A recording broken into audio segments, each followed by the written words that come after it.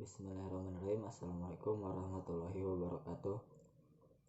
Baik, di sini saya akan menjelaskan lanjutan dari bab sebelumnya, yaitu bab kedua dari buku Rekonstruksi Sejarah Al-Quran. Bab kedua yang berjudul Asal-Usul Al-Quran. Kitab suci umat muslim yakni Al-Quran yang diturunkan kepada Nabi Muhammad secara mutawatir, yaitu selama kurang lebih 23 tahun. Mengapa kitab tersebut dinamakan Al-Quran? Karena dalam bahasa Arab Al-Quran berarti yaitu bacaan. Di dalam Al-Quran terdapat surah dan ayat, yaitu untuk menunjukkan bagian-bagian tertentu apa yang ada di dalam Al-Quran. Surah yaitu merupakan nama yang merujuk kepada bab Al-Quran, yakni terdapat 114 surah di dalam Al-Quran. Sementara ayat yaitu digunakan untuk merujuk bagian yang lebih kecil dari surat. Kata surah muncul 9 kali dalam bentuk tunggal, sementara 1 kali dalam bentuk jamak di dalam Al-Quran. Penggunaannya di dalam Al-Quran merujuk pada suatu unit wahyu yang diturunkan Tuhan, bukan dalam pengertian surat yang dipahami sekarang ini. Secara kontekstual, penggunaan surah sebagai suatu unit wahyu memiliki kemiripan dengan beberapa kata ayah, Quran, dan kitab di dalam Al-Quran. Musuh-musuh Nabi ditantang mendatangkan suatu surah yang semisalnya, di mana tantangannya yaitu mendatangkan suatu kitab dari Tuhan. Jadi makna umum dari kata surah dapat disimpulkan adalah unit wahyu terpisah yang diturunkan kepada Nabi dari waktu ke waktu. Istilah berikutnya yaitu ayah muncul 400 kali di dalam Al-Quran, baik itu dalam bentuk jamak atau dalam bentuk tunggal. Dalam konteks pertama, kata ayah merujuk pada suatu fenomena yang disebut sebagai tanda-tanda kemahakuasaan dan karunia Tuhan. Dalam konteks yang kedua, kata ayah diterapkan pada peristiwa-peristiwa atau objek-objek luar biasa yang dikaitkan dengan tugas utusan Tuhan dan cenderung mengkonfirmasi pesan ketuhanan yang dibawanya. Dalam konteks yang ketiga, kata ayah merujuk pada tanda-tanda yang dibacakan oleh rasul-rasul yang diutus Tuhan. Pembacaan tanda-tanda ini menambahkan keyakinan kaum beriman, tapi para penentang Nabi mengkritiknya sebagai dongeng-dongeng masa lalu. Dalam konteks yang keempat, kata ayah disebut sebagai bagian Al-Quran atau kitab atau surat yang diturunkan Tuhan. Dengan demikian, makna ayah tersebut dalam konteks ini memiliki makna unit dasar wahyu terkecil, selaras dengan pemahaman ayat yang sekarang ini. Istilah lain yang digunakan di dalam Al-Quran yang merujuk kepada wahyu yaitu zikir. Dalam beberapa bagian Al-Quran, Nabi Muhammad diperintahkan untuk memberi peringatan kepada umat manusia. Dan di dalam Al-Quran sendiri, beliau disebutkan bahwa dirinya adalah pemberi peringatan. Di dalam Al-Quran juga disebutkan bahwa wahyu yang diturunkan kepada Nabi Muhammad yaitu disebut tanzil. Artinya yaitu yang diturunkan. Tanzil dalam konteks ini berarti apa-apa yang diturunkan atau suatu pesan yang diwahyukan kepada Nabi Muhammad. Hal lain yang digunakan untuk Al-Quran yaitu Furqan, memiliki arti secara bahasa yaitu membedakan dan menjelaskan. Namun secara istilah atau teologis yaitu artinya pembeda antara yang hak dengan yang batil. Yang selanjutnya yaitu tentang sumber-sumber Al-Quran. Kaum muslimin sendiri meyakini bahwa Al-Quran itu bersumber dari Allah Subhanahu wa Ta'ala. Pengakuan Nabi Muhammad sebagai orang yang menerima wahyu dari Allah Subhanahu wa Ta'ala mendapat tantangan keras dari orang-orang Arab. Allah sendiri yang menyebut bahwa orang-orang Arab penentang Nabi atas wahyunya itu disebutkan di dalam Al-Quran bahwa mereka itu sebagai kahin, yaitu tukang tenung. Wahyu yang disampaikannya sebagai perkataan tukang tenung. Demikian pula di dalam Al-Quran juga disebutkan Nabi Muhammad dituduh sebagai seorang penyair, atau di tempat lain disebut sebagai orang yang majnun, dalam tanda kutip itu gila.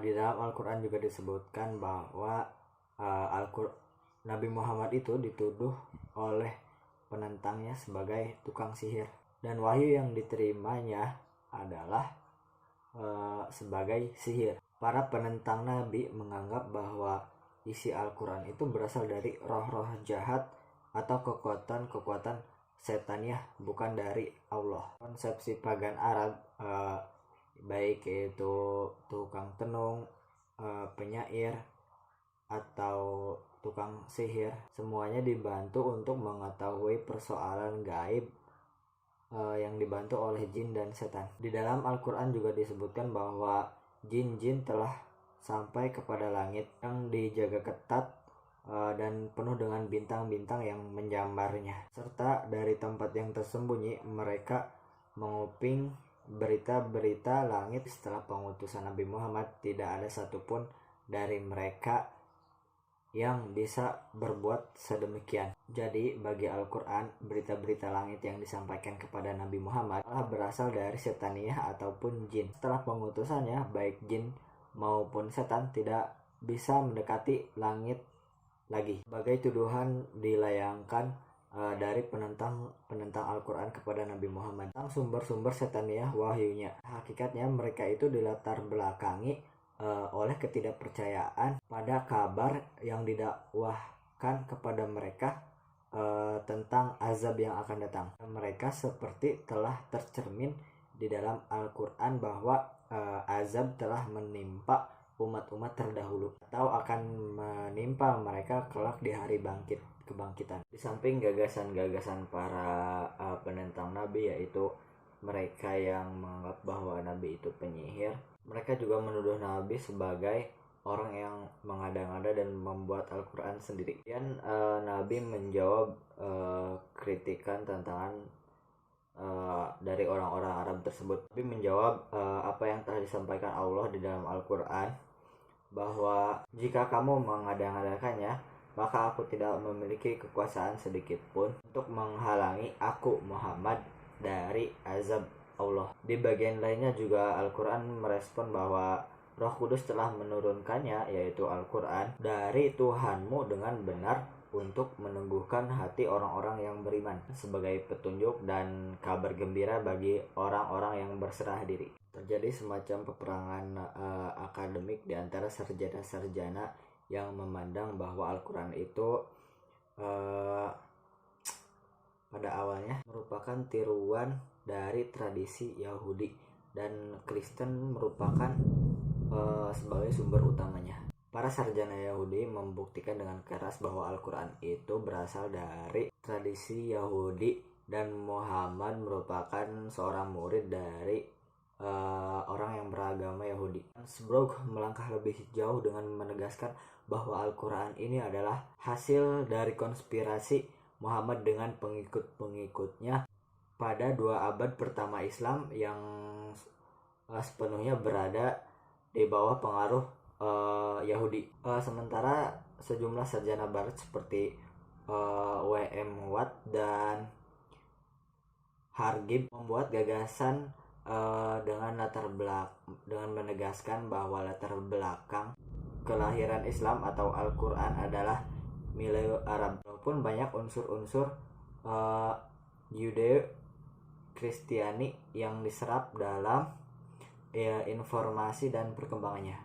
Karena risalah Tuhan itu adalah universal dan identik, maka manusia harus mengimani seluruhnya. Dalam Quran, di samping diwajibkan untuk mengimani kitab suci umat Kristen dan kitab suci umat Yahudi, Nabi Muhammad juga diperintahkan untuk mendeklarasikan bahwa aku beriman kepada seluruh kitab suci yang diturunkan Allah Subhanahu wa Ta'ala. Jadi berbagai kemiripan yang ada dalam ajaran-ajaran agama bukanlah disebabkan karena agama yang satu mengadopsi agama yang lain, tetapi karena agama-agama tersebut berasal dari sumber yang sama, yaitu Tuhan semesta alam. Subbab yang kedua adalah wahyu ilahi dan nabi. Wahyu ilahi yang diterima nabi dalam gagasan ini bersumber dari Allah Subhanahu wa taala. Wahyu-wahyu tersebut sebagaimana wahyu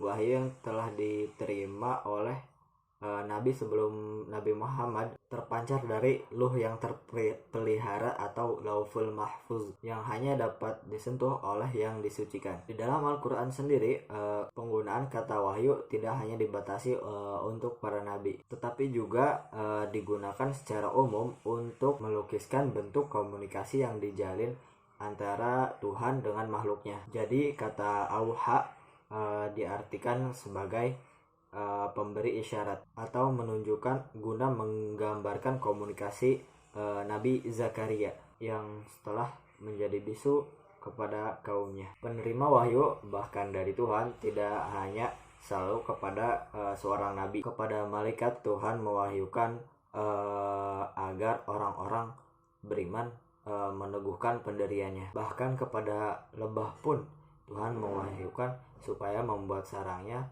di atas pohon-pohon maupun di gunung-gunung serta di rumah yang dibuatkan oleh manusia. Pada hari penghabisan bumi akan mengeluarkan beban beratnya sebab Tuhan telah memerintahkan kepadanya untuk melakukan hal tersebut. Demikian pula Tuhan memerintahkan kepada setiap lapis langit tugas-tugas khususnya. Dengan demikian, wahyu secara umum dapat dikatakan sebagai gagasan yang dibisikkan, yang didesak untuk ditindakkan atau dilakukan. Tentang model wahyu yang pertama, terdapat suatu konsensus doktorum di kalangan sarjana muslim bahwa yang dimaksudkan dengan wahyu di sini memiliki sinonim dengan kata ilham.